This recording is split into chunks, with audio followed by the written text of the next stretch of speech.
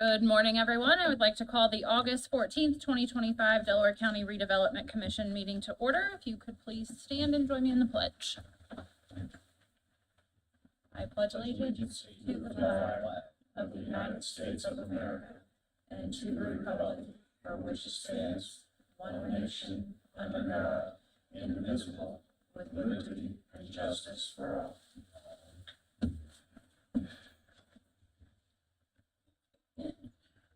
Roll call, please. Mr. Keesling. Present. Ms. Green. Here. Commissioner Brand. Here. Commissioner Henry. Here. Mr. Wrigley.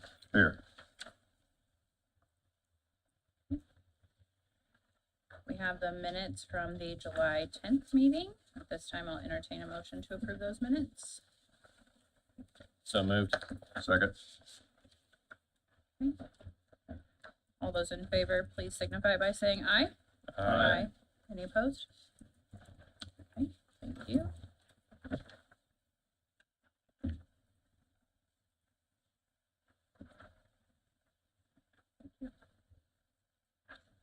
Okay, moving on. Tabled business 4A. Mr. Bruton. Good morning. Good morning, commission members. Chase Bruton, town manager of Yorktown. I feel like I'm either at the top because you guys really like me or you're sick of having this on your agenda. So thank you either way. So I wanted to update you on our stormwater project, just to give you a reminder. This is a stormwater project on the north side of Jackson Street, just east of 600 before you get to Camac Station. We had an initial study done by BF&S Engineering. They recommended a hybrid ditch project. We had that go to bid. We had two bids come in on that. The lowest was Midwest Paving. I'm going to look at my exact number here. It was $140,969.69 was the low bid. So we accepted that bid and have given them a notice of award and are proceeding forward with the project.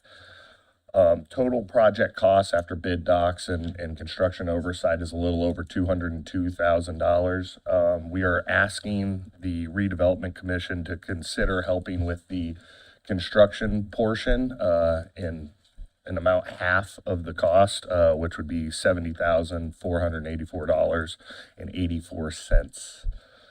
I'm available for any questions, concerns. What was that total number again, please?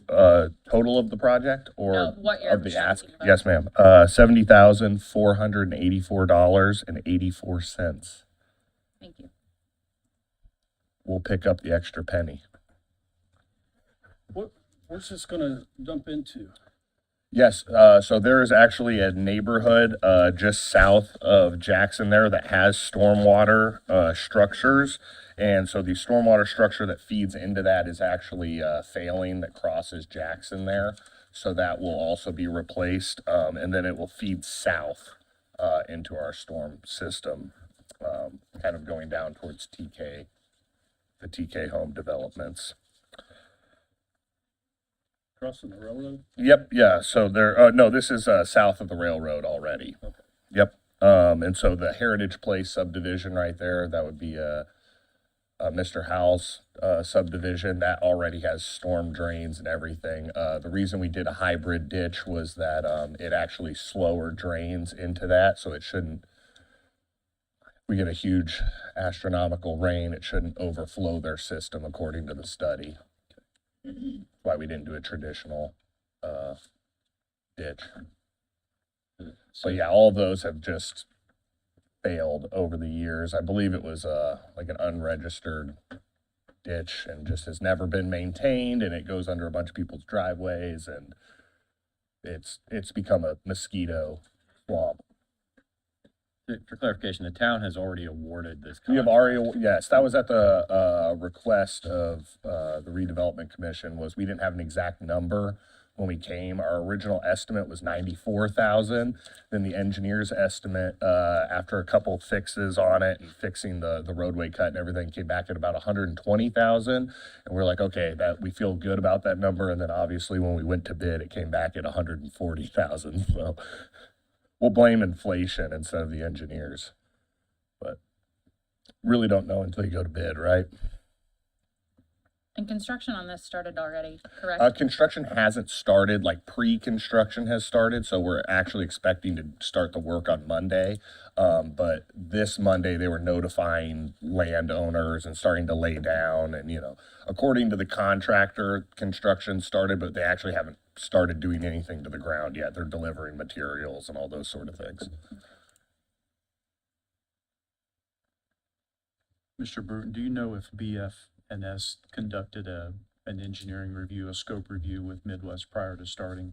So being over the original estimate and then the revised estimate, typically they would do a Yep. tech review and make sure that the Yep. scope of work was Yes, properly yeah, understood. yep. We had all that done prior to the council meeting of acceptance, and then we've also had a couple pre-con meetings as well, just to make sure that expectations are laid out and we're good to go. And BF&S will be on site part-time doing oversight. That part of the contract, the whole BF&S side of the contract's already been covered by the town.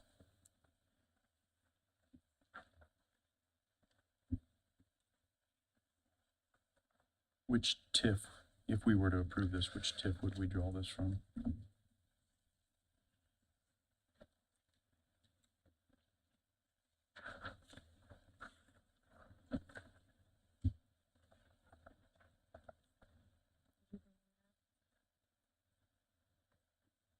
Is Morrison the closest? Yeah, I think I think in our initial discussions, just with Camac Station being right there and it being a destination restaurant for the entire county, the initial discussions were kind of, they'd be comfortable either with Park One or with Morrison, but I know Park One is not the healthiest of TIFs right now. Well, we have a second entrance potential project out there. We Totally put it on under- hold recently, yep, so I would totally. like to reserve the stuff out around Park 1332. Totally understand. Yeah, either pull it all out of Morrison, or we could talk about sprinkling it around to a few other TIFs, since I agree with Mr. Bruton that people from all over Delaware County go to that area. I'll make a motion to approve the request for $74,489.84, correct? Yes, sir. I'll second. Is it 74,000 or 70,484? 70,484. Okay. Sorry. I Thank tried to give you. There you 4,000. I don't think the $4,000 will make or break us, but yes, $70,484.84. I amend my Second. motion to that. Thank you. To that. I second the motion for $70,484.84, understanding that Yorktown's gonna pick up the extra penny. Roll call, please. Mr. Kiesling, No. Ms. Green, No. Commissioner Brand, Yes. Commissioner Henry, Yes. Mr. Wrigley. Yes. Thank you for your Thank you. consideration. Appreciate it. Thank you.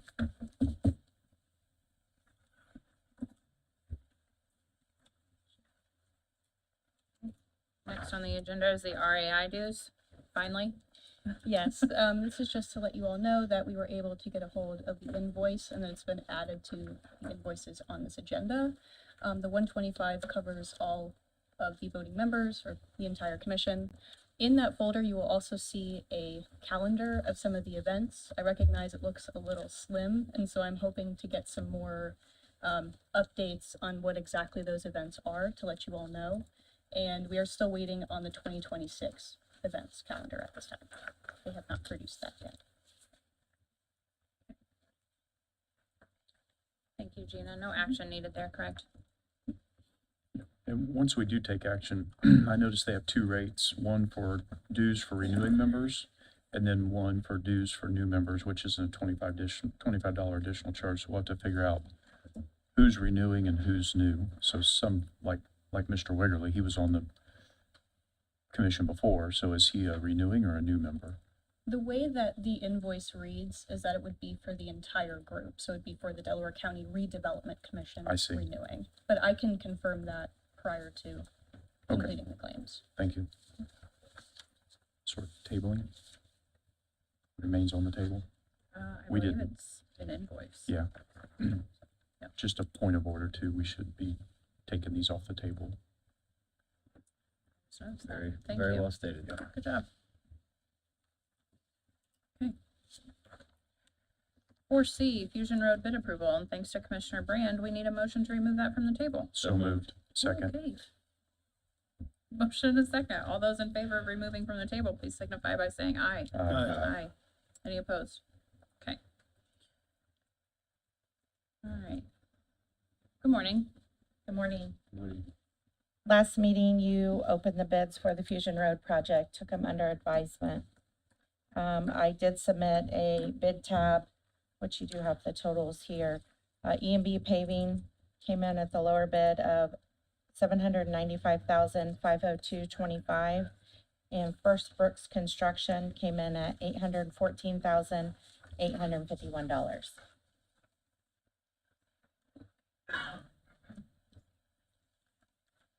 We've had this situation before where there are actually two different parts of this project. And just to be clear, First Brooks, they were lower on one portion, but not overall. Or I'm sorry, yeah, they were lower on one and E&B was lower on the other one. But it looks like E&B is the lowest overall. And we determined previously that we cannot split these projects up. Is that correct? That is correct. Yeah. This would come out of Magna, I believe so. potentially Fountain Square if there's monies available as well.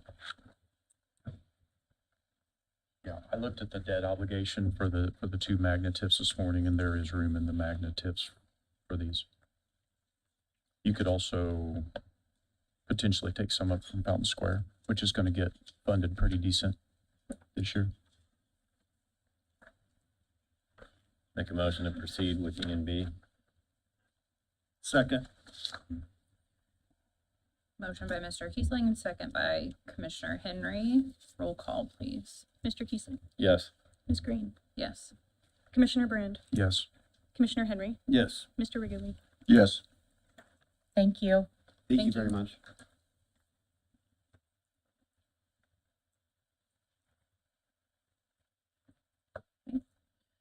Next on the agenda is the McTrail bid approval. Do I have a motion to remove that from the table? So moved. I'll second. Okay, all those in favor, please signify by saying aye. Aye. Any opposed? Okay.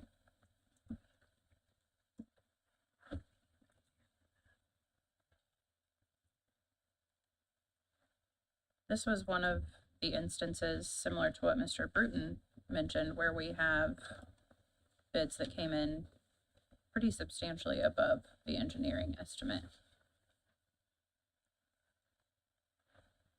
Yeah, so at the last meeting, I believe, is VS here today? Yeah, thank you. So, yeah, please, Kenny. So VS was here at the last meeting and we, there was some confusion about the railroad. There were two railroad crossings, going down 23rd Street right next to the Red Dog Saloon. There's an abandoned railroad crossing. That's my And then understanding. there's also one down on Cowan Road where the gap still remains. And there was clarification needed. So VS was gonna go conduct a scope review with all of the respondents. And I understand that has happened. Yes, and you are in possession of it. Yep. I was on email stuff and things like that too. I believe that is included with the bids right away. Correct. Okay. Yes. So Yarberry was the lowest respondent, Yes. while they were still about 15, almost 16% above estimate. Exact number was $74,270. You do believe that Yarberry quoted the correct scope? That is the belief of our engineers, Commissioner. Yes. Okay. Yes. We And believe. Commissioner Brand, Sorry. The one thing they did want to clarify, they felt like everyone did include that in their scope, but they wanted to make sure we clarified if Yarberry is approved that the timeline is consistent, because though they included it, they didn't necessarily lay out their timeline extremely clear, but they made a note of it kind of in the margin. So they just wanted to make sure we had on record what the timeline was going to be and communicate that well to Yarberry, so. The timeline and also the addition of the amendment. Okay. Well, I'm sorry, I couldn't hear what you said, Gina. The timeline in addition to them acknowledging the amendment. Okay, thank you. And they did that too, meaning Yardberry.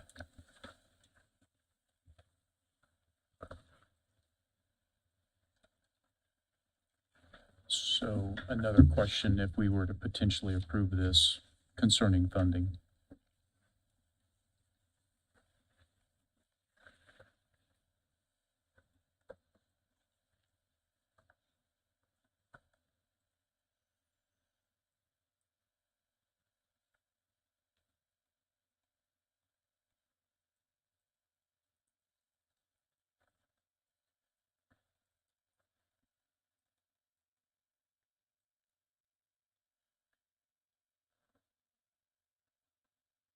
Potentially the Midwest or the Progress Rail TIFs.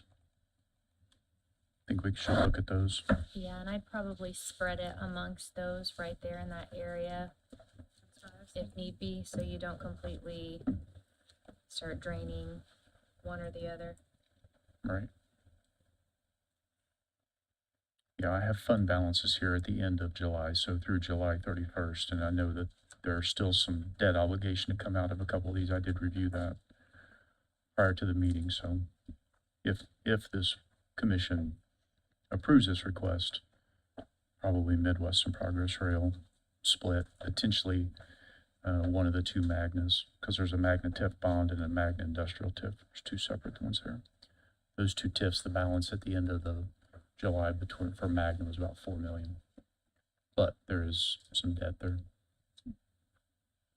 What obstacles do we have currently? I think we're still waiting on communication from the railroad and comparing that to the timeline that they are supposed to stick to according to the bid. What happens there? Are you asking me, or do you want to talk about it? Either of you? The railroad's difficult. They are. Right. Yeah, So, yeah. so the That's next thing understandable. that we told them, they're slowly getting them information, and so they have a manual that we have to follow when working on this project with them. And I explained to VS Engineering, I think they're tiptoeing on, if we get right to the point where I can send another letter saying, hey, you're outside your scope of your agreement that we're supposed to follow, and then they'll send an email saying, okay, this is the next thing we've done, but we still don't have an answer for you. So I told VS Engineering, let me know when we get to that 2-week period where they haven't had any communication, and then we're gonna kind of reinstitute the scorched earth letter like I sent to get everyone's attention last time. But so far, that's kind of how they have operated, is every couple of weeks, right before that 2-week mark, they'll send us some information on, we've added this person into the communication and they're reviewing this, and, or we've sent this off to this additional person, we'll have an answer for you soon. So, And I was briefed last night that that continues, Yeah. what you just explained. so we're getting close to the point of needing to reach back out and say, you're going against your own policy, seeking help from higher ups in the company. Okay. Any other questions or discussion?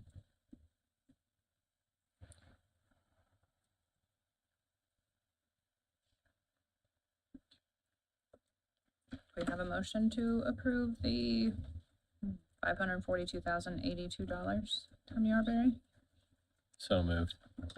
Second? Is that Carrie? Yes. Thank you.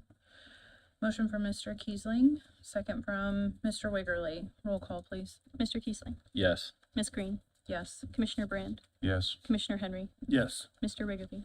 Yes. Thank you. Thank you.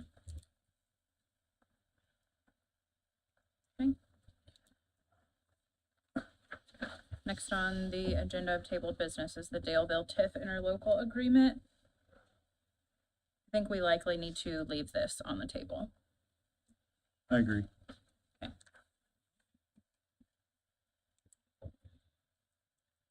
right. Moving on to new business. We have Mr. McConnell with America's Hometown Band. Good morning.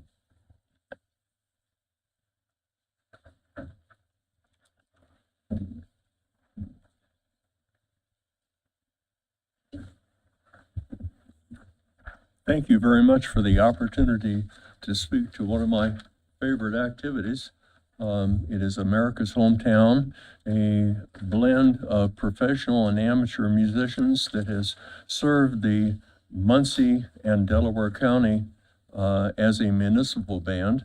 And that has happened since really the start of our activities dates back to 1902 with the American Federations of Musicians Concert Band.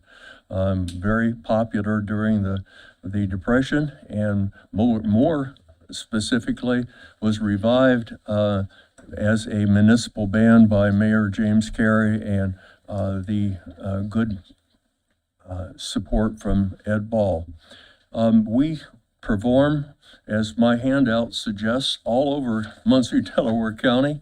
It's a service organization, particularly focusing on civic activities, which include the veterans programs. That is a very important part of what we do, and also celebrating very special occasions and promotions of the city of Muncie. We have a very good friend of mine and former colleague at Ball State University, which I might say I've lived in Muncie for 55 years, a little bit interrupted at times, but it is my hometown, and so it was pretty easy to subscribe to the America's Hometown stage name. We are supported by the city of Muncie. The Delaware County Commissioners has been very helpful in supporting us. Ball State University, where I just retired, actually this coming Monday will be 2 years ago, I retired from service to them, and where I worked as director of bands, also an assistant to Dr. Hargraves, director of the school, and taught history theory and conducting. I am very happy that the band is pursuing programs. We play 3 park concerts in the summer, one of which is always at Menetrista, and it is well received. It gives an opportunity for the professional musicians as well as the very good amateurs that are in our organization to show their love for music and share that with others. We specifically have a small ensemble program that, as you see the list of places we've played this past year, is very active. It's under the direction, I started to mention his name, George Wolf is my colleague, and he is director of outreach and does a lot of small events, which include activities at the hospital, Ball State University, as well as downtown Muncie. We are here, I am here representing the municipal band. As I say in my front page there, I'm requesting $30,000. I have invoiced the city, I've invoiced the county commissioners, and by the invitation here, I'm asking to have your support in that area. Our annual budget is somewhat short of $60,000. It's met by some major gifts, as well as the municipal support of the entities I just mentioned. I am very happy to answer any questions you might have, and would appreciate your support. Is the band or any of its members compensated for any of these performances? Yes. Okay. Yes, we, particularly the Muncie Library is very regular in giving us stipends. The Ball State University, when President Gore was in, it was really pretty easy to play and get us foundation support. That hasn't happened as much lately, but I'm conversing, in fact, several times in the last week or so with President Burns, and I'm hoping we can get some activity support of that. What's your general revenue from those performances I'd say right around $10,000. for the year? Yeah, right, and I didn't bring a detailed budget, which I have used for the mayor and the county commissioners, but I'd be happy to provide that to you. You're asking for $30,000, that's half your budget. And quite frankly, I see your list, and the only time you play out in the county looks like at the winery. Well, the winery is county. George has done several activities in relations to the food bank, the Harvest Food Bank. And we have also, on occasions, we don't have it on the calendar right now, but on occasions we've had a county-wide mass band.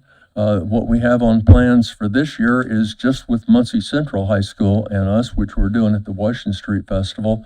My former student, John Clark, is very helpful in helping this promotion.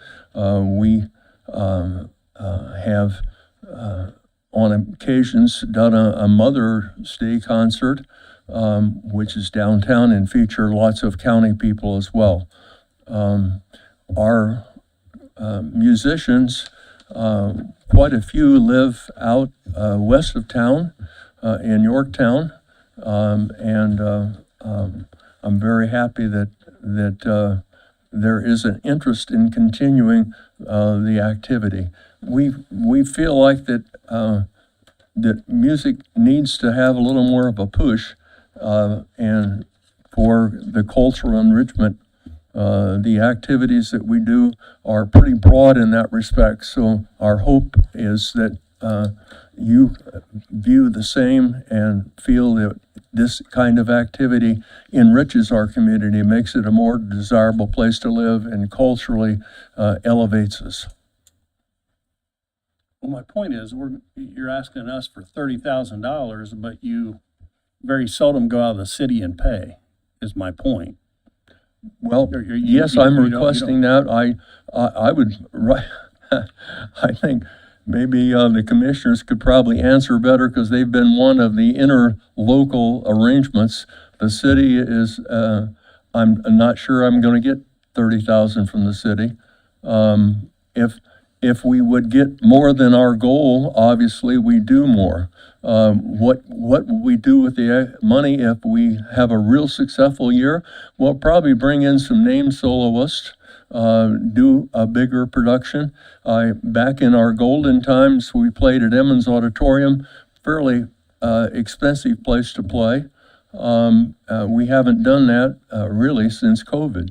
We were almost dormant during the COVID time. We did play veterans programs, but my best answer is we will develop a final budget real soon. Commissioner Henry, I think I'm following where you're going, is Albany and Daleville in particular, as well as Yorktown, put on concerts for their residents all throughout the year. Absolutely, that's That are outside of the city. yeah, And or even the reservoir, or Yeah, I mean, someplace out in the county is my point. this is all. You're asking for county tax money and I think it should be on the county plan, is my Right. point with this money. Right.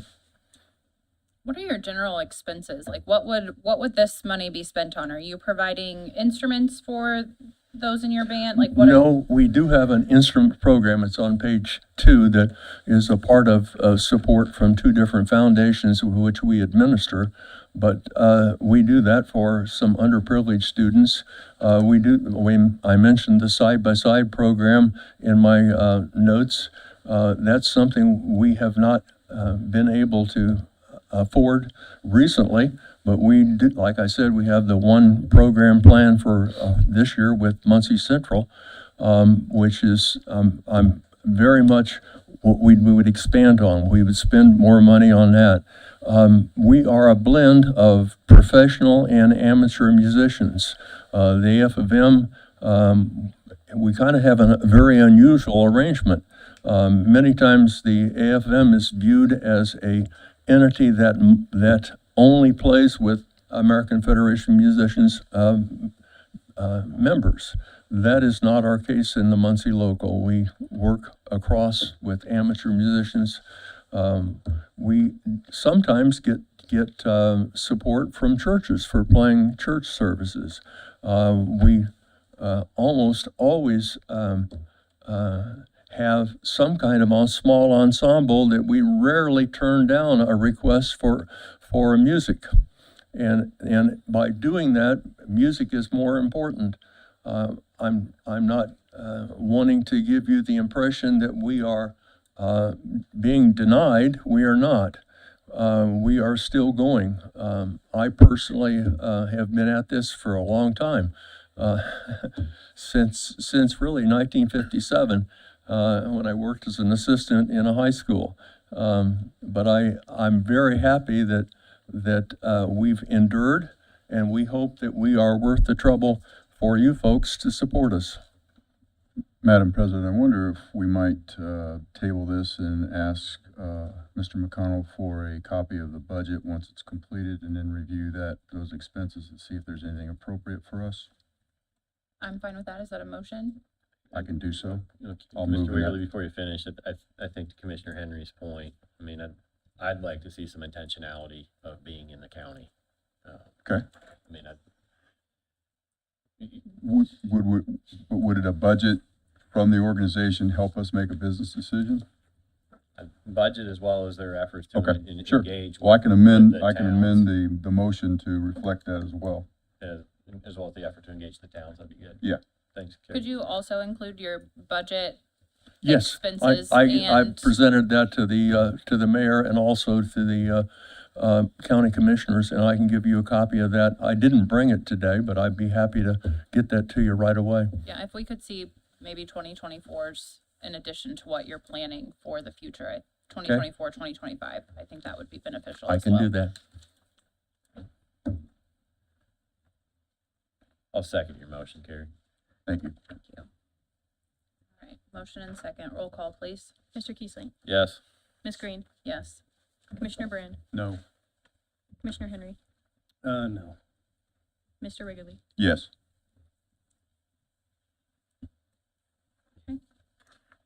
Thank you. Thank you. Do you understand what was asked do you understand what was asked to deliver? The budget and some sort of prediction of where you might play in the county, like at the Selma Bluebird Days, the Albany Amphitheater, I don't know if that's the right name for it, Gaston, okay. Eaton, any of them. Eaton, any of them, yeah. Thank you. You're ready. Next for new business is the Senior Citizen Center presentation. Julie, good morning. Good morning. My name is Julie Mears. I am the Executive Director of the Muncie Senior Center. The Muncie Delaware County Area Council Incorporated is our official name. Many of you may have seen the recent article in the Star Press newspaper about the Senior Center and the struggles that we're currently having. What I'm coming to you today to talk about, and please let me thank you for allowing me to come talk to you today. Back in March of 2025, we had a major water leak at the center. We were told that we were spewing 17 gallons a minute in that water leak, and it did happen outside of our facility, which was great because that meant there was no internal damage. However, that was a very costly and enormous expense for us.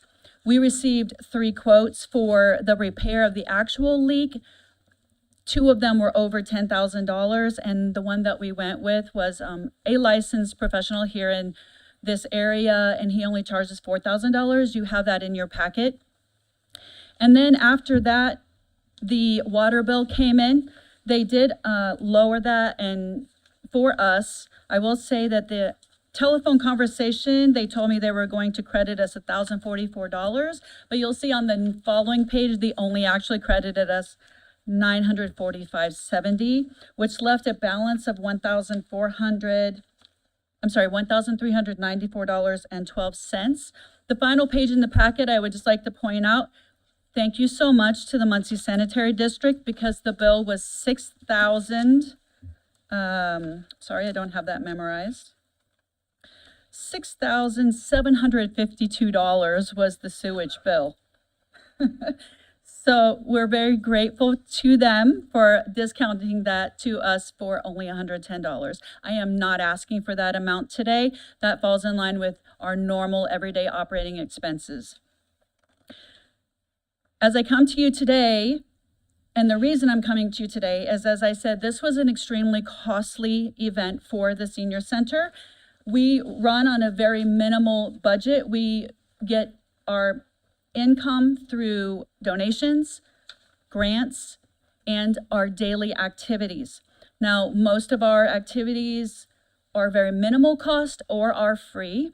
Our client patron base is from not just Muncie, but Delaware County and even beyond. We have many people that also come from outside of Delaware County. Why? Because we are the premier senior center in the area and we have the most to offer. The one thing I want to point out to you is that the facility is designed, in my view, to address the mental health of seniors. We give an opportunity for people to have a place to come to avoid boredom, to get out of isolation, to be around community, to have friends. And this allows them to have an outlet to do something, and they're not just stuck in front of their TVs at home, bored out of their minds. And this is the most common complaint I do hear from the seniors. I am bored, I have nothing to do, and I don't know what to do with my life. So we get them to come to the senior center, and then they can be a part of many things that happen there. Our bingo classes, our exercise, not really class, but our bingo event, our exercise classes. We have social clubs that are just designed for them to hang out together. We have crochet classes, crochet knitting. We also have the Puzzlers, which is a very neat little social club that for people who like to do jigsaw puzzles. We also have board games. Board games is a social club, and board is spelled B-O-R-E-D, so that you know, because the common complaint is, I'm bored. So come together and play board games, which is everything from horseshoes and cornhole to chess, Scrabble, dominoes. It's whatever you want to play. During the month of July, we served 984 unique individuals, and many of them do not live in Muncie proper. They live either in the county or outside of the county. We feel like our mission is in alignment with your mission as enhancing the quality of life for those in our area. The Muncie Delaware County Senior Center would like to request this $5,394.12 because I'm so sorry. This has actually strained our resources, and it could potentially impact our ability to provide the services that we provide, especially now that we are struggling in the way that we're struggling financially, as I know many nonprofits are. With that being said, are there any questions? Has this been presented to the Muncie Redevelopment Commission?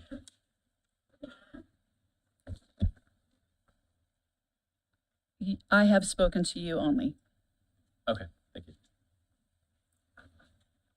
So I've been there a couple times and seen what's going on. I toured the building recently, which is in a desperate state of repair or even demolition on the oldest part. I know that might be a controversial comment to make, but it's a real comment. And isolation and loneliness are a serious issue with seniors. And I would be in favor of even giving more than what the ask is here a little bit, based on what I've witnessed in the 3 visits I've attended there in probably the last 9-10 months. There is room in the Magna TIF bond for this. It's probably one of the closest, probably technically. Midwest Metal might be closer, but I know that there's money in the Magna TIF bond. And I know people, when I visit, they are from the county. Commissioner Brand, I echo your sentiments. I mean, I've toured it in the past. It's pretty full at times. I know at one point they're providing lunches and things. I believe Open Door offers clinic services with the senior center and some other vital care to our seniors. Does this have to be limited to Magna, or could it be spread throughout the county? Well, I mean, it's a pretty small amount. I mean, she's asking for 53.94. I was thinking something more around like $7,500 or something. I haven't made a motion yet. I'd like to deliberate with my fellow commissioners here. The amount that you're looking for is basically just a reimbursement, correct? Yes. So it would just go to the bills that you've Yes. included in this Mhm. packet. What is your most pressing issue expense-wise currently? Currently, the most pressing issue is that we have an active leaking roof, flat roof. The quote is $23,000. Is that a fix or total repair? It's only repairable. I'm sorry, it is not repairable. It is only a replacement. Total replacement you is mean- 23,000. Yes, just for that section.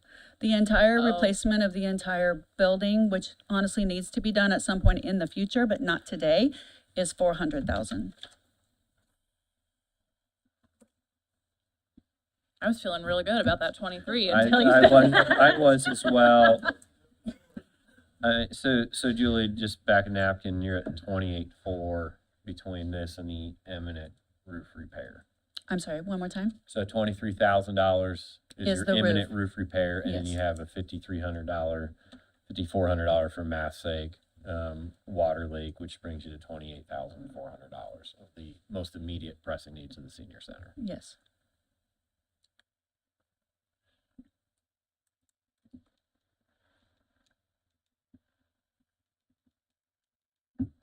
How many bids did you have on that roof for the 23?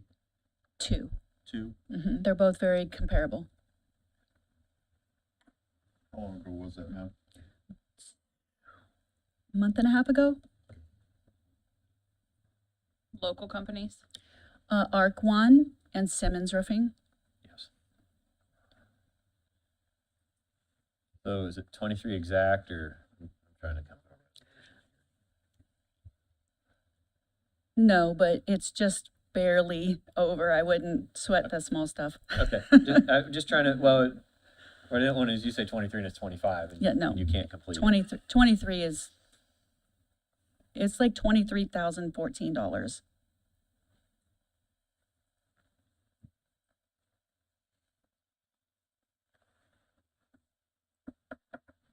Do it, why we're doing it. I'd be comfortable with doing the roof repair, fixing this. Part of me just goes to the 30 because I know they have other building needs well beyond this, and that's even not gonna make a dent. We can spread it out a We little need to spread bit. out over all of them. Yeah. I'd make a motion to approve $30,000 to be pulled at a minimum from the Magna TIF fund. We can explore others. Second. Motion by Commissioner Brand, second by Mr. Kiesling. Roll call, please. Mr. Kiesling, Yes. Ms. Green, Yes. Commissioner Brand, Yes. Commissioner Henry, Yes, Mr. Wrigley. Yes. Thank you so much. Thanks for providing service to our seniors.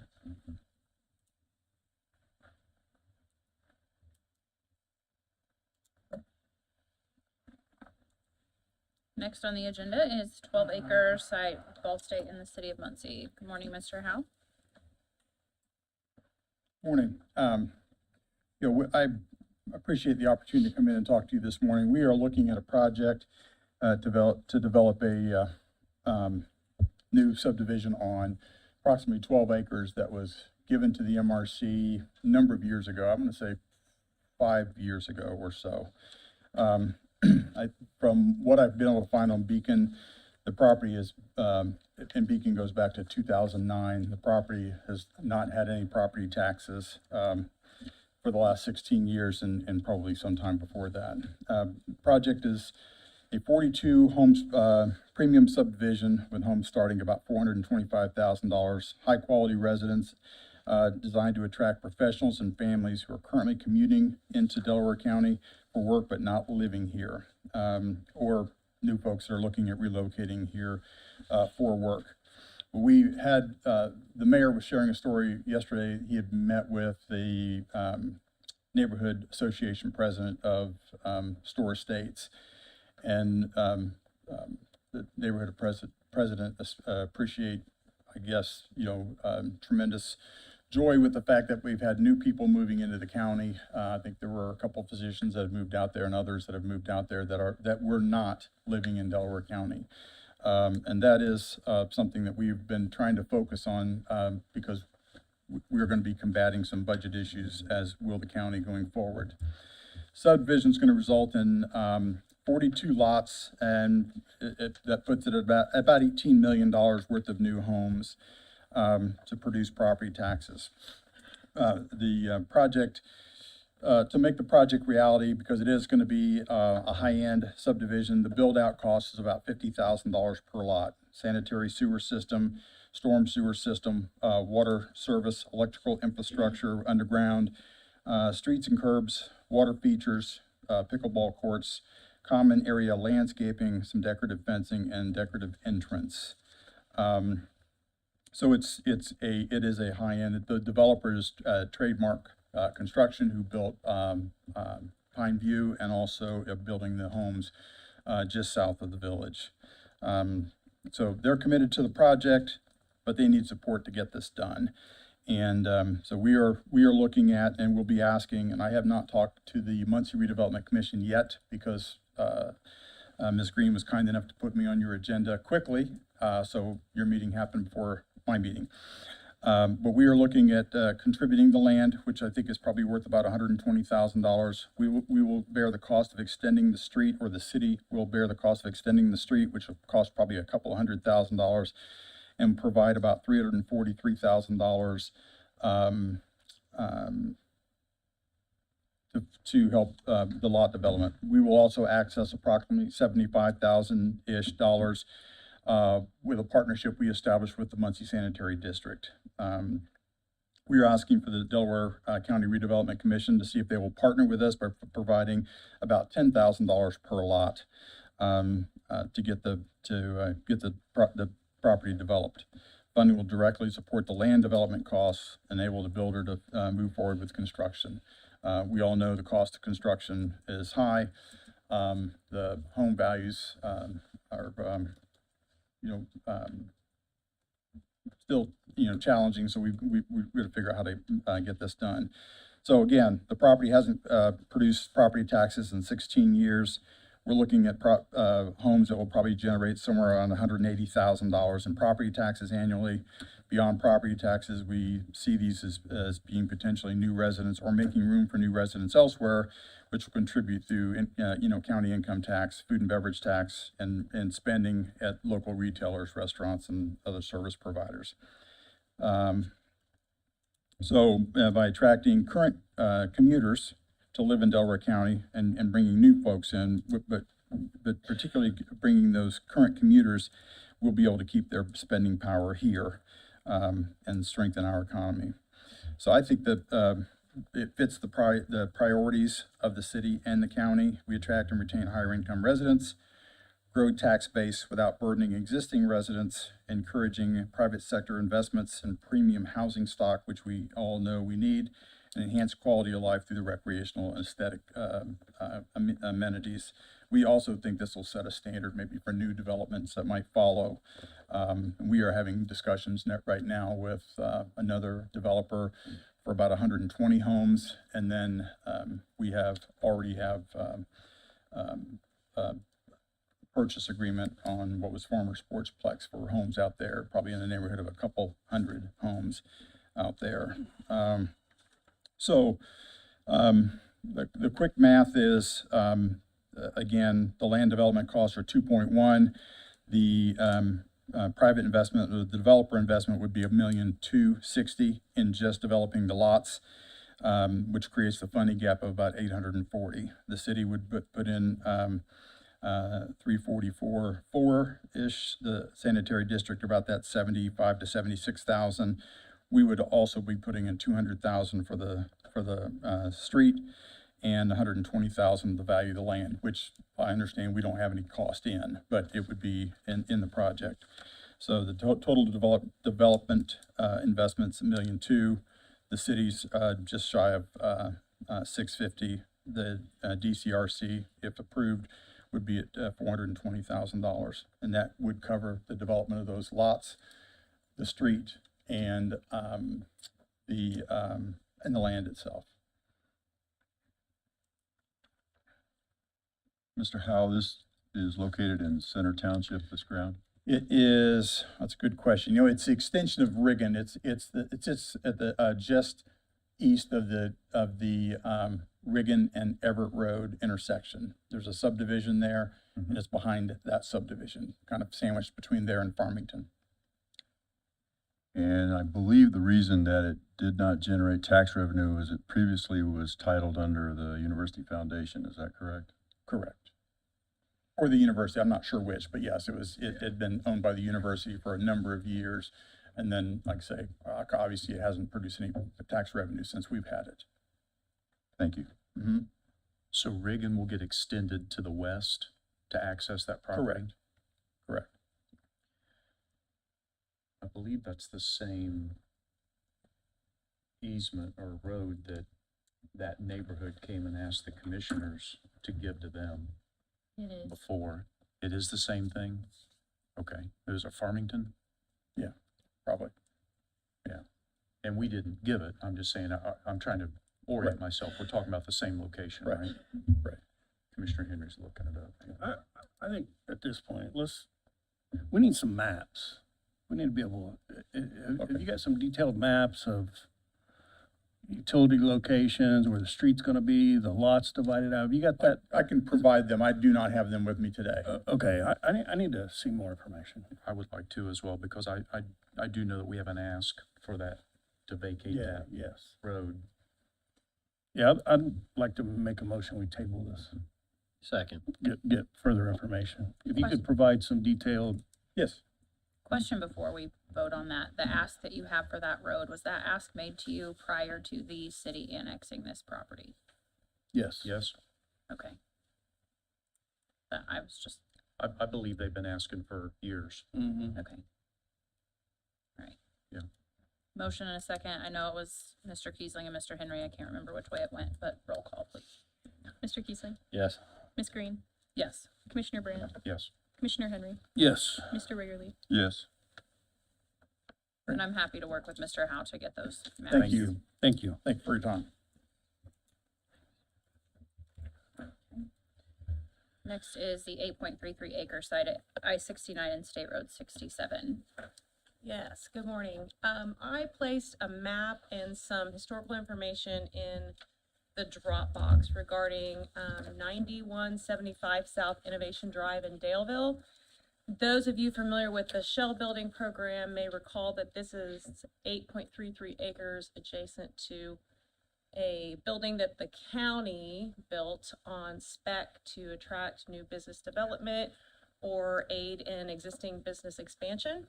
So the Shell Building was built, and then this additional acreage next to the interstate had been contemplated as a potential expansion area of the building. That has not taken place. In the last month, we've received inquiries from 2 Delaware County-based companies with an interest in that property for new construction. And they provided some general scope information they'd like to keep confidential at this time. But really, this is for information purposes to the commission that there is interest out there on this property.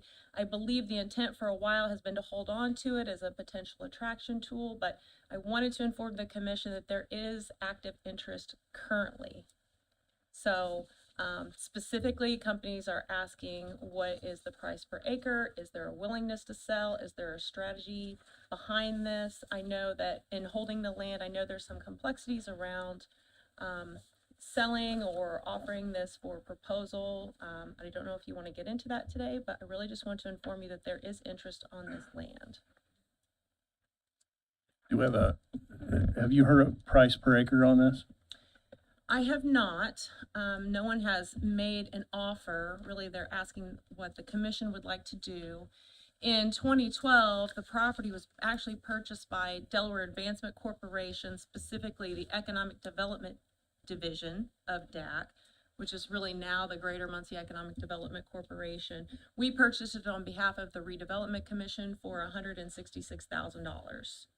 So that's the kind of the historic information on what was paid and how that transaction worked.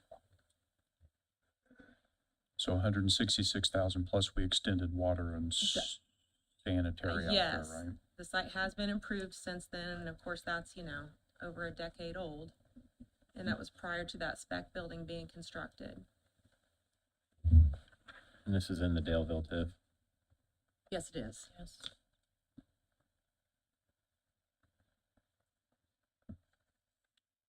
I did share with both of those companies that I would get some feedback from the commission and get them a response later today. And they want a price. Initially, they're interested in a price, yeah, but also, is the commission interested in selling this?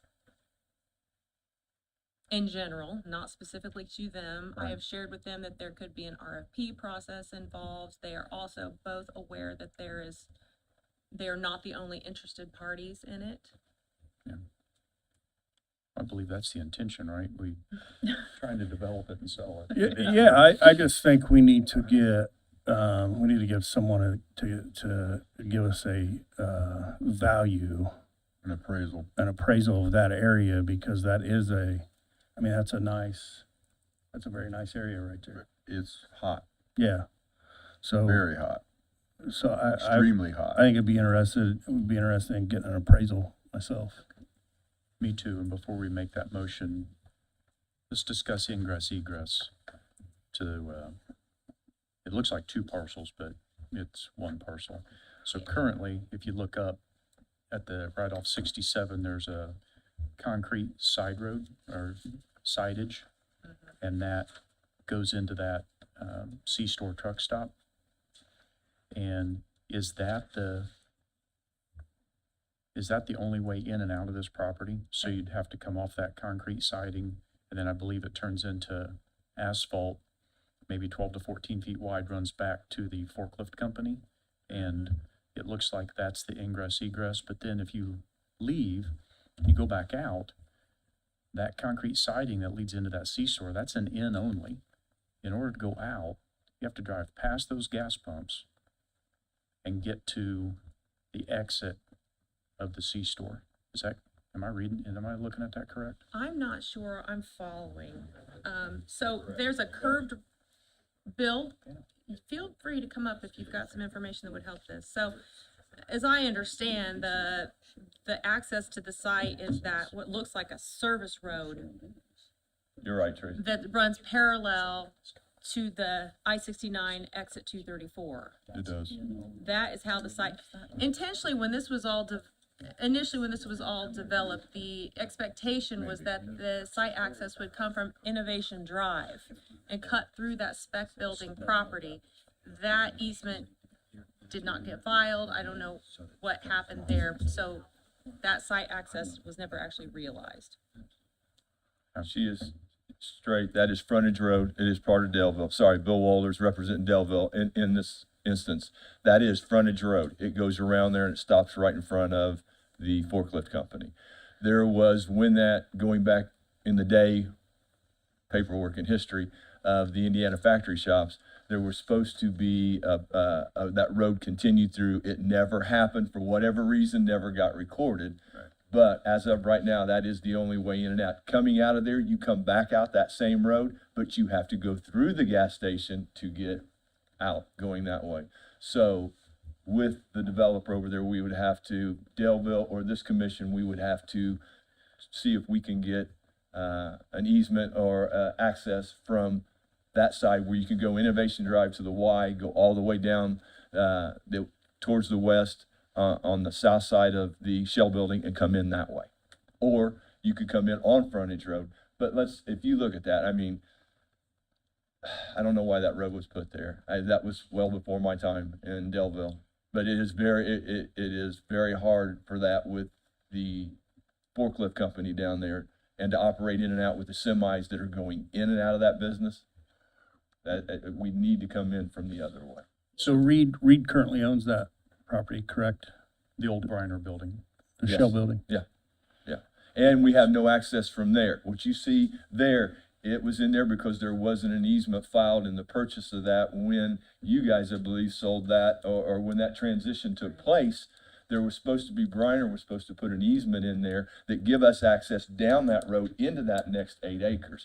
That did not get filed, so it does not exist, and Mr. Reed has made it clear that he did not want us to use that access. So that is why when we put, with you guys in the ARP money, we put the sanitary and the water down that side over there and got it in before Quick Trips did all their cement, so we had access water, because we know we had frontage road and Delville would work with us to get access to that, but the conversation needed to take place with the new Heartland Business Center owners.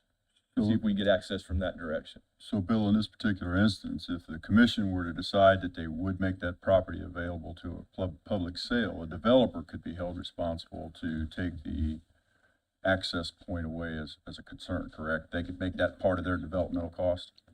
Yeah, I mean, they could, yes. I mean, they're gonna want the agreement on the other end as far as coming from Sure. the Heartland Business Center before they ever purchase the property, which would do, but I mean, and then maybe someone else can talk to Mr. Reed. I just know at the time there was no access from that side there, that he might give that as of now, because the water and sanitary is back to that property. Both of the companies that we have talked with, we've looked at these maps, we've addressed the challenges with the access. They're very well aware of these Yes. challenges, and it has not deterred them, but clearly we've got some work to do to figure this out. And what makes best sense for Daleville and all of the traffic around there. How long ago were those conversations with Mr. Reed? Before this sanitary and the water was extended? Yes. It would behoove for someone to go back and have that conversation, and especially since the majority of the players have changed. That's a whole different conversation. I think everybody in that area would like to see, I mean, I know as representing Delville, we want to see it, developed, but it was always held by the commissioners on the economic development side of putting a staple company there. I mean, you know how we are with the international or the other, just that's a high visibility area, and we were looking for, and they were holding that for a company that would want that recognition along Interstate 69. Yeah, I'll just clarify. The companies that we're speaking with, it's not retail, it's not a service station, it's not a restaurant. These are job creating companies with, I think, would be fairly well paying and I think viable options for this land based on the previous objectives of the commission. 100% agree. I'd be glad to talk with Mr. Reed about the access. And going back to the other, excuse me, Karen, I know you're in real estate. I think we can just get an evaluation of the land to give you guys a better price if you do want to put a price instead of obtaining two commercial appraisals that are very expensive to do. I think we could get a value number on that. You can. Then you could at least go into discussion if you needed to go to the appraisal to sell the land, or if you would use the land, you now own it, you could use that as a bargaining issue or a gap filler in further negotiations down the road. Because of the proximity to the interstate, the state may want to see something more creditable than just a local value opinion. But I would start with that. I would see if somebody locally could get an opinion to this board about that value. I mean, for you guys, it's whether you want to move forward to spend that amount. I mean, because commercial appraisals are Kind of like construction costs. Yeah, I mean, you're taking care of taxpayer dollars. I mean, get the evaluation and see what the deal, and then I'd say, well, you'd move from there. That would give you more information. Could you guys find someone to do that? I believe I've got a couple that I know, and I know a few people that might. We could reach out and I could get a couple of them for you. Yeah. Or Tracy, we could get it to Tracy and they can have it. Let's do that first. Okay, so we're just asking for some professional opinions at this time, not a formal appraisal. Correct. We'll do that. That's my motion. I'll second. Great, thank you. Okay, motion and second, roll call, please.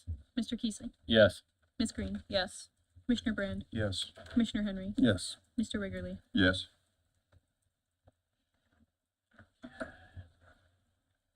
Next on the agenda, Bill, you should have just stayed up there, buddy. Bitechnic electrical upgrade request. Oh, okay. I'll be back. Good morning, Michelle Batters with ECI Regional Planning District International Economic Development. I'd like to thank you this morning for allowing me to present and be here for on behalf of Vitechnic USA Incorporated. They're an Italian company manufacturing and have signed a contract with Toyota. They are currently leasing a building at 3300 South Hoyt. We have on the ask on a Titan from Titan Electric, the ask is for $27,320 to do an electrical upgrade for the 4th line. They have reached all 4 benchmarks that was paid of $160,000 apiece. And in the past, that was paid out of the Creed account.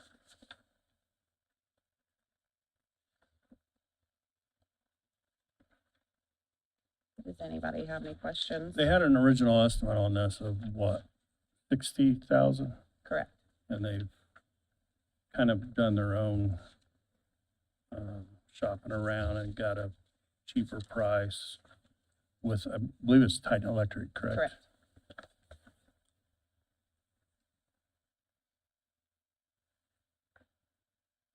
By Technica own the building.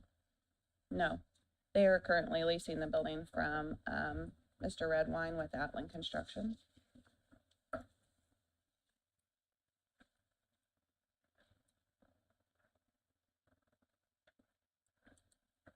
So the previous payments for this project came from Creed. I wonder if it'd be appropriate to move this to the Creed board and ask the Creed board. There's money in the Creed. It's well within the 5-mile limit. It would more than qualify. The cash statement I have as of the end of April says there's about 82,000 in the Delphi Creed and about 2.39 million in the ABB Creed. And we have taken those other agreement payments out of the ABB Creed. I make a motion, we send it to the Creed board. I'll second. Motion and second, roll call, please. Mr. Keesley? Yes. Ms. Green? Yes. Commissioner Brand? Yes. Commissioner Henry? Yes.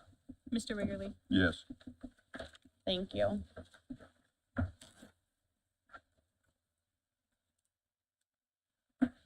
Next on the agenda is the Living Greens Farm loan consent documents. Good morning. Good morning. I'm Sarah Carell with Ice Miller. We serve as bond counsel to the commission. A little bit of background for those of you who maybe weren't around. We originally issued these bonds in 2022. The project then sort of stalled. A new developer has come in and would like to take over this project. They have purchased the bonds. However, in order to start the actual project, they need some cash. So they have found a private loan. That loan is between the developer and the bank. It does not impact us in any way. However, they would like to pledge the TIF as collateral. That's very typical in an instance where the developer needs a cash infusion and they're purchasing their own bonds. The only thing that's a little bit unusual about this is that we're doing it 3 years after the issuance. Normally, this is a document that would just be signed at closing. This does not create any additional pledges. It does not create any additional requirements for the county or the RDC. The bank is simply asking that we have these documents signed for them so that they have a little bit higher comfort level with the structure of this financing. Have any questions? Ma'am, by allowing them to use the TIF as collateral, does that create any additional liability to the county? It does not. So they are only using the TIF as collateral to the extent that's already authorized through the financing agreement and the bond purchase agreement. So they can't go any further than the agreements that are already out there. So who's requiring that the TIF be used as collateral? Is it the lender? It's the bank. The yeah. equity? It's the lender.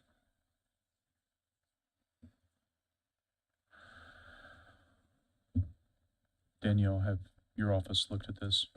Yeah, we have, and we had a conference call with them Heather was on the conference call, and so she has explained all of this to us. We understand it. It makes a lot more sense after that conference call. There's no issue on behalf of our board signing off on this. I've also met with Ben Freeman for the council because the council will have documents they have to sign off on too. So I think everybody is on board and understands what's going on, and this is really just a formality for the bank.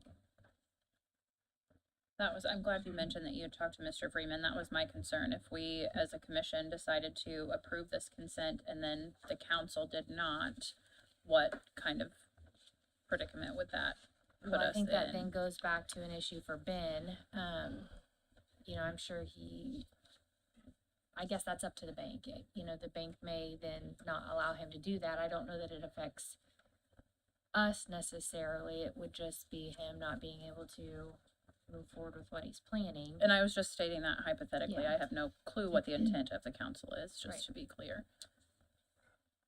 This building always gets tied back to the county. Always. So sick of this building. You've been trying for multiple terms. Yeah, I mean, I don't, Is this bond held by, so who's repaying this 4 million? The bond purchaser is now the new developer. It's been. Not county attorney. So- So there's two Bens in the Mr. Eastham. Mr. Eastep. Yes, so the county, the TIF would be repaying the new developer. The developer would then pass that through to their bank, to the lender. And if the project doesn't happen, essentially he just doesn't get repaid.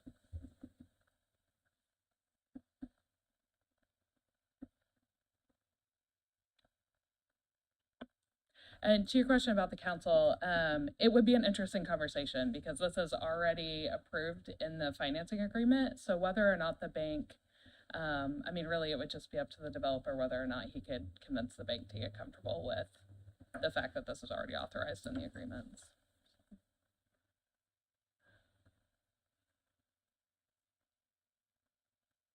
Which TIF is this? That's a great question. Houston Shell Building. Oh,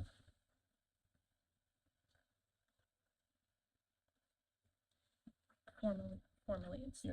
4536, Houston Shell Building. They're actually, just for my own, the TIF is collateral on the loan. There's not actually a payment being made. Correct. Correct. The TIF is pledged to the bonds that were issued in 2022. And then he is looking to make his bonds that he owns collateral for his construction loan. So in order, hypothetically, if we were to approve this, we would be approving the consent to collateral assignment of bonds and TIF revenues document, as well as we would need to pass a resolution. Correct. Yeah.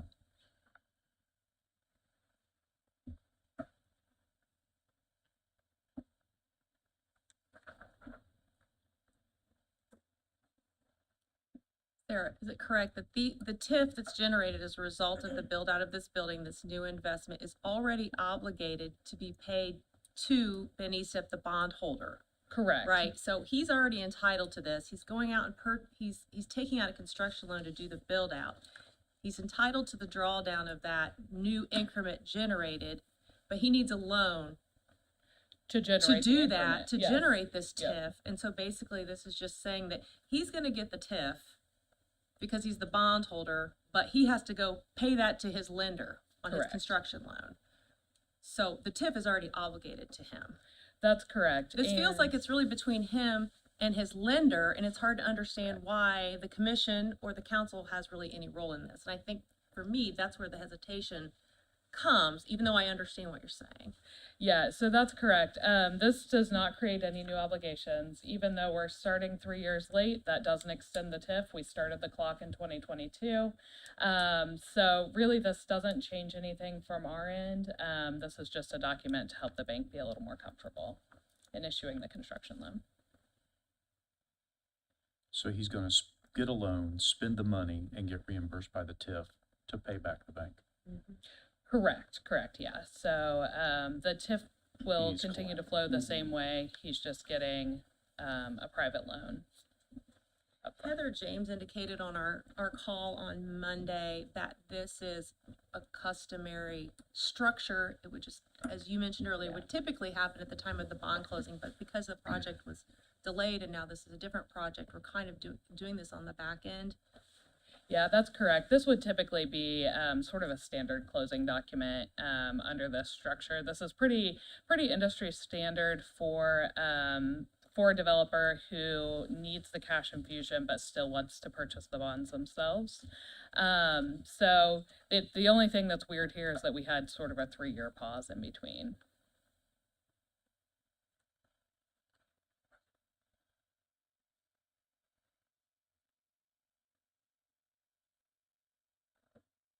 I'll make a motion to approve the request. I'll second. Roll call, please. Mr. Keesley, Yes. Ms. Green, Yes. Commissioner Brand, Yes, Commissioner Henry. Yes, as long as the president's the only one that has to sign it. it is. There's only one signature. Wow. Yes. Didn't know we were throwing shade today. Mr. Wiggley, No.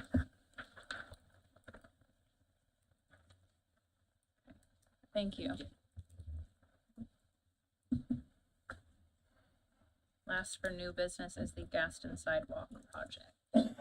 Commissioner Brand. Yep, thank you. So, the commissioners held some town hall meetings this year. We've held the first quarter meeting in Gaston, and at that meeting, one of the requests from the citizens of Gaston, or one of the concerns they had was there's a dollar store north of Gaston, and it's outside the town limits, and people can walk down the sidewalk until they get to the edge of town, and they have to step out into the road, which is a pretty busy road, and walk down to the dollar store.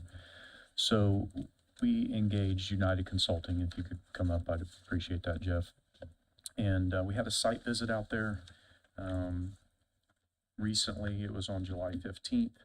A couple of commissioners were there and United Consulting, and we basically did a quick scope discussion on what the best approach was.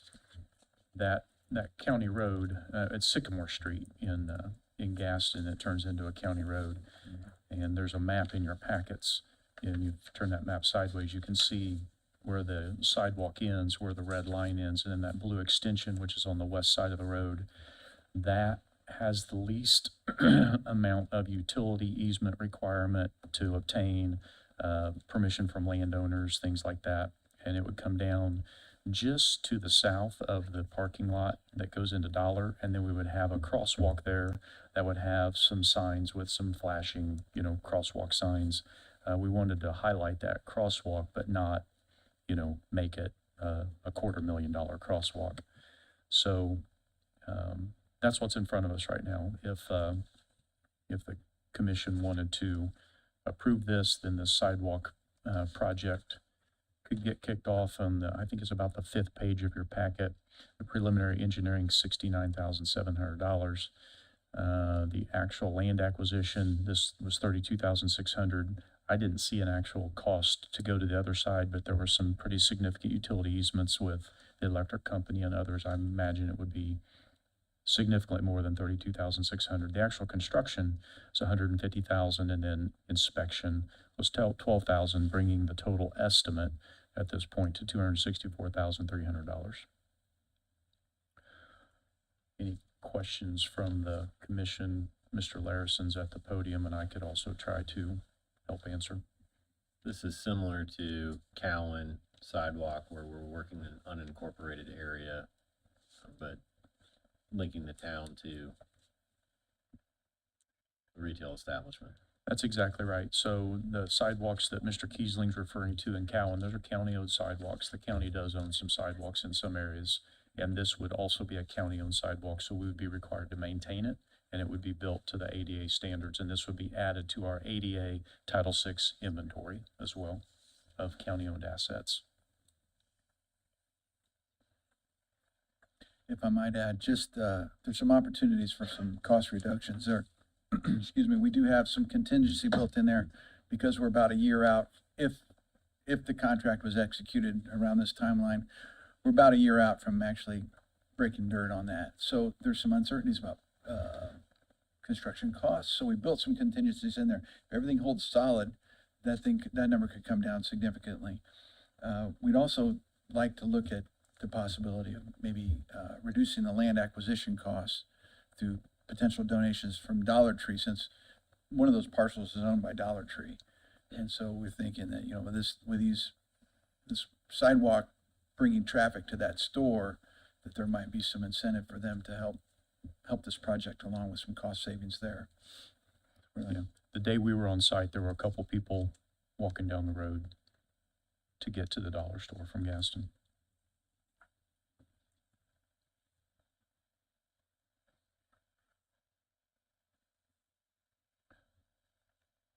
So we would be entering, what we're asking the commission today would be to enter into a professional services agreement with United Consulting. Correct. Make the motion, move forward with the project. I'll second it, and then we'll have to discuss the funding, but I have good idea there. Roll call, please. Mr. Kiesling. Yes. Ms. Green. Yes. Commissioner Brand. Yes. Commissioner Henry. Yes. Mr. Wiggerly. Yes. Thank you. Thank you. Appreciate it. Next on the agenda, under informational items, Muncie Power Products update. Good morning.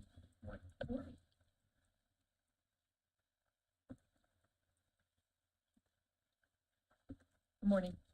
So we just wanted to, we've been doing some post-reporting, past the, building improvements that we had. We started that back in, I think the agreements were in 21, into 21. And we started moving in to that building out at Park 1, end of 22 and mostly the beginning of 23. So, that was our Pershing facility out of Muncie that moved into that facility. We are now in the process of expanding the property and building a new building. That started at, last quarter of 24. Yep. And there is a real estate abatement agreement that says we need to start that construction by the end of 24, which we have. That's gonna be completed, probably by mid-year because of all the rain. It was supposed to be done at the end of this year, but it looks like it's gonna be about mid-year next year. And then we're gonna move our tank manufacturing facility from the, Fairmount location to the Park 1 location. That'll bring in about 80 plus employees, and we have about 83, 85 if you include our part-time employees. So far in that area, we have between the purchase building and all the improvements, we spent about $12.5 million in that location so far through the end of 24. Does anybody have any questions that we can answer? Just wanted to give you an update. Thank you. Did you state your name? Oh, and- I'm Kathy White. I'm the Chief Financial Officer for Muncie Power. Thank you. So this is an annual reporting requirement per the Economic Development Agreement dated the 7th of October, 2021. It does require them to maintain no fewer than 75 total employees at the facility. Those can be made up of full-time and part-time. That was delineated on the documents that you guys have. It does look like they're in compliance with the agreement that was set forth previously, and this is just a formality of the agreement that they come and provide an update. It does say in here, I just caught this morning, that you guys would provide the update by the end of January. So for next year, could you come in January? Yes, we tried. Brad Lookout was our contact, and then Danielle and I tried to connect for several months, and we didn't. I finally went back to Brad, and they gave me, My name? yes, your name. Okay, thank So you. we had the annual report, we had the update, but we couldn't find a contact get in. person to send it to. We played phone tag several times, so Yeah. Yeah. you can blame me on that one. The secret knock. No, appreciate what you guys are doing out there. You're doing some further consolidation, is that what you said? Expansion, about 90,000 square feet. When will that be complete? May of next year? Would it be possible for us to take a tour when that's Always. substantially completed? We'll probably have an open house. Thank you, guys. Thank you very Thank much. you very much. Thank you. Morrison Road tip receipt. This is another, receipt in the amount of $15,993.49. This one was a tad different. When we dug into this one, it looks like this was as a result of an audit on a project that was completed back in 2014. So it took a while for them to try to figure out where this came from, and what I was told is occasionally an audit is done on projects and there are excess funds that are then receipted back into us. So that is what this is a result of, and you've got the receipts and everything from the auditor's office in your packet. So just informational. Thank you. Anybody have any questions about that? Which tip did this go back into? Morrison Road. Morrison. Oh, yeah, there it is. Should have been paid out of the Morrison tip. Thank you.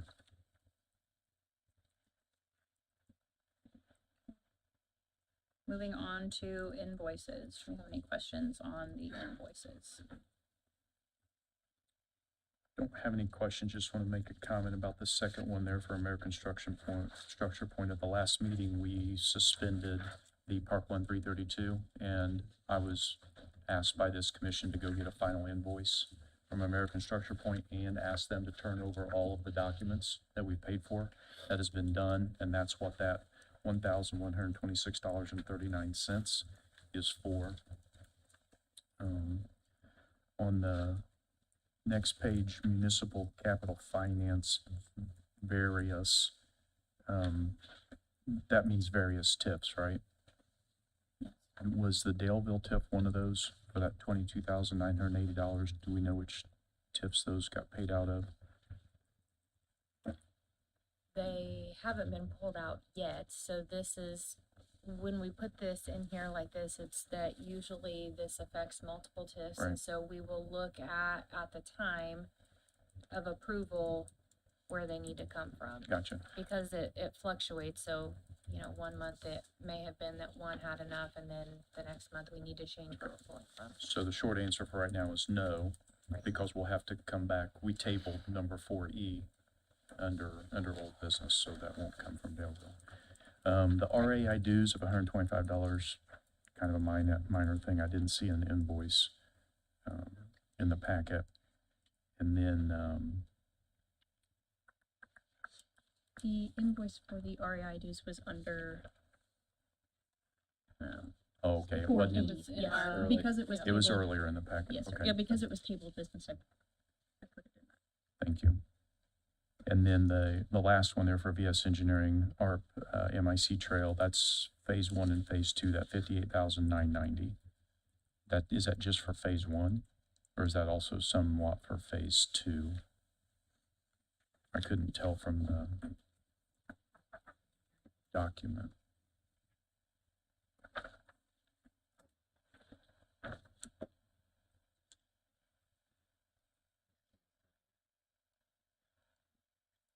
So far, we've paid VS $194,812. If we approve this, $58,990, it will bring the total we paid VS to $253,802. So it does look like it's probably for some engineering on the phase 2. Okay,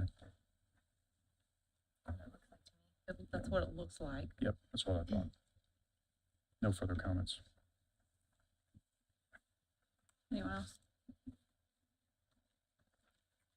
I'll entertain a motion to approve the invoices. Make a motion to approve the invoices totaling $201,433.85. Second. Roll call, please. Mr. Kiesling. Yes. Ms. Green. Yes. Commissioner Brand. Yes. Commissioner Henry. Yes. Mr. Wrigley. Yes.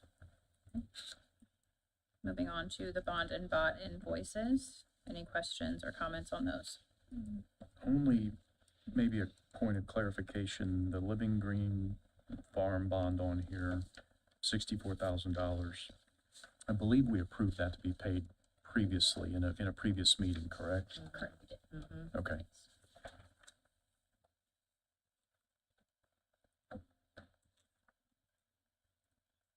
So since it's already been approved, does it need to be in here? That's kind of my question.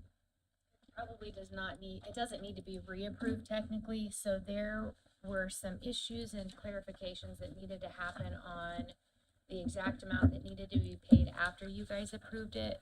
A bill came in, or an invoice came in that was different than the 64,000, making it appear as though that wasn't the payoff amount. So it took a little bit of time to clarify, and I think Gina just put it back in for clarification, but technically you've already approved the payment of that 64. So we're not paying double that amount. It's the original 64,000 that you agreed to pay a couple of months Previously. ago. I can adjust the total.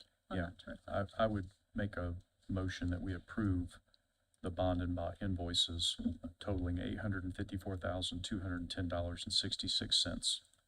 That's what I was going to suggest. Thank you. Motion, I did make a motion. Second.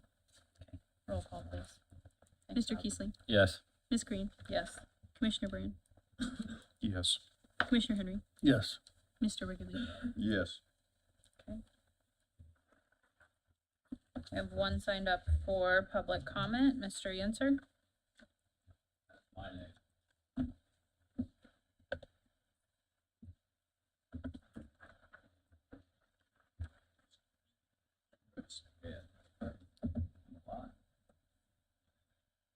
Yeah, it's Rick Yenser, newsman, author. Like I told a gathering the other night, our power grid here in Indiana is under serious demand.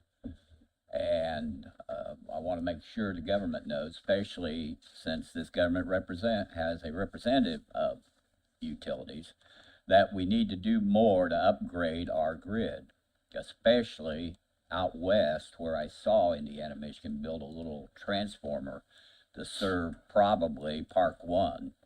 Not just that Chinese data center, but I just heard from Kathy that they're building something else. They're going to hire more people.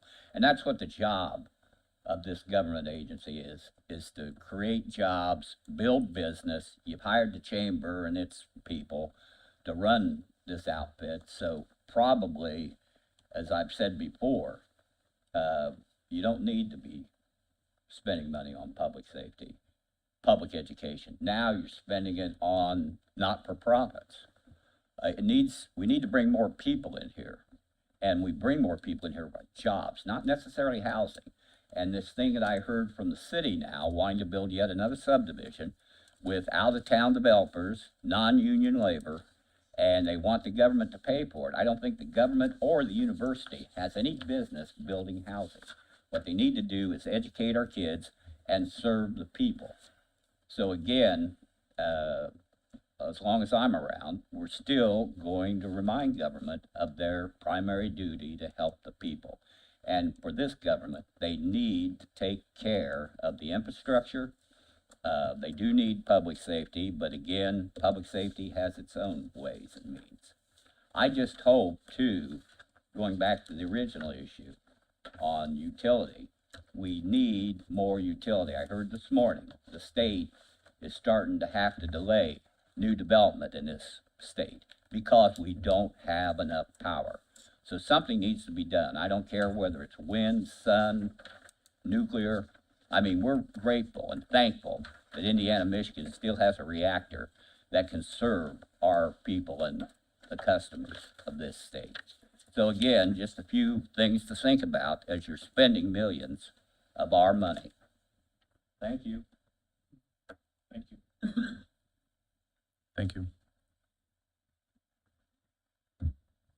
I have a comment before we get into the comments of the rest of the commission. Oh, yep, I'm sorry. Amber, I didn't. No, you're fine, I'm interrupt. sorry. And I apologize if I missed this earlier. I just saw that the pay applications for the Daleville project were approved.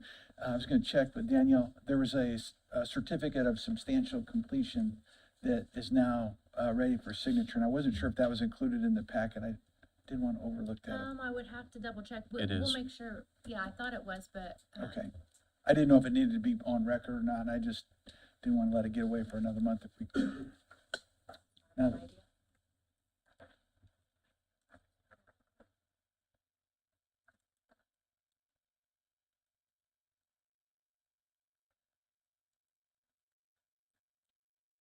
Yeah, Mr. Larison brings up a good point. There is Yeah. a certificate of substantial completion in our claims. And since we approved the payment, I would make a motion that we authorize President Green to sign this certificate of substantial completion. Second.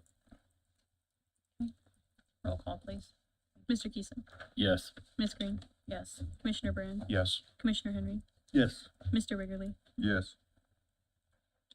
Thank you very much. Thank you. Any other public comment? Yeah, go ahead.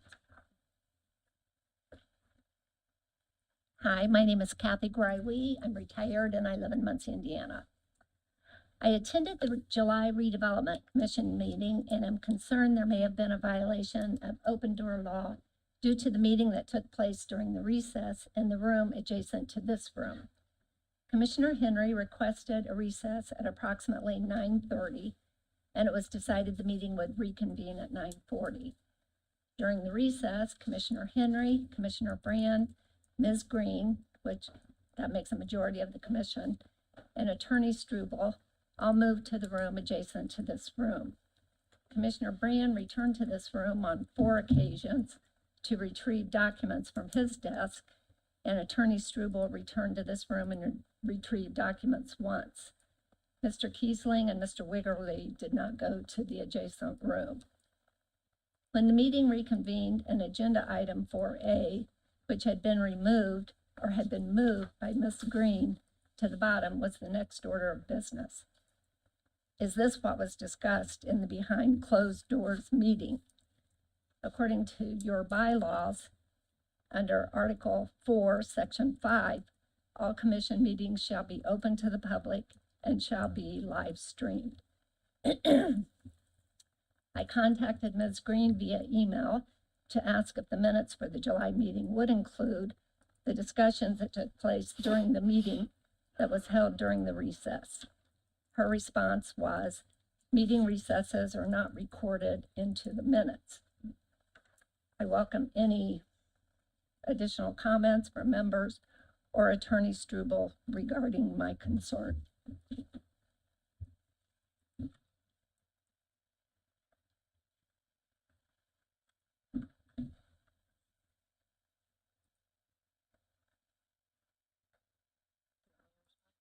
I have no comments.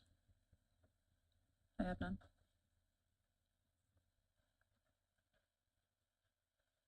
Sure.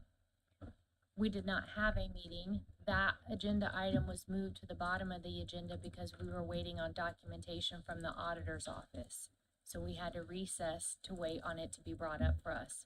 We couldn't consider that agenda item until we had the financial information. There was no meeting held. No meeting was held in that room. Correct. We were waiting on that document to be brought up, so we had to wait and see. That was just only my guess, that maybe that's what it was about. I have no clue what was discussed in there, but it appeared, for appearance's sake, it seemed like maybe there was a meeting happening there. If you're telling me no. That is what I told you.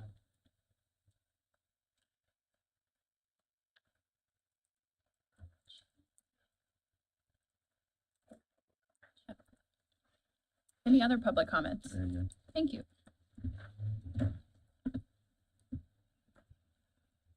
Madam Speaker. Of course.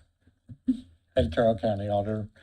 Amber Green had reached out to us in the capacity as the president of this committee and requested a meeting with the auditor's office this past week. We met with Amber, Gina, and Tracy, Stephen Brand, and their legal counsel, Danielle. We essentially went over procedures, policies, and how we communicate going forward. I think we cleared up a lot of potential issues going forward.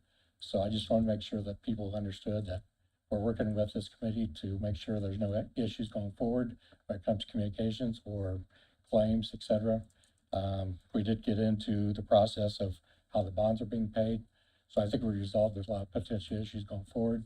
But if there's anything that comes up for office, please reach out to us and we've been more than happy to address those. Thank you. Thank you. Anyone else from the public? Comments from fellow commissioners. There's a comment made earlier. I think a reminder, the commission members are appointed by, the council and the county commissioners and do not represent their employers.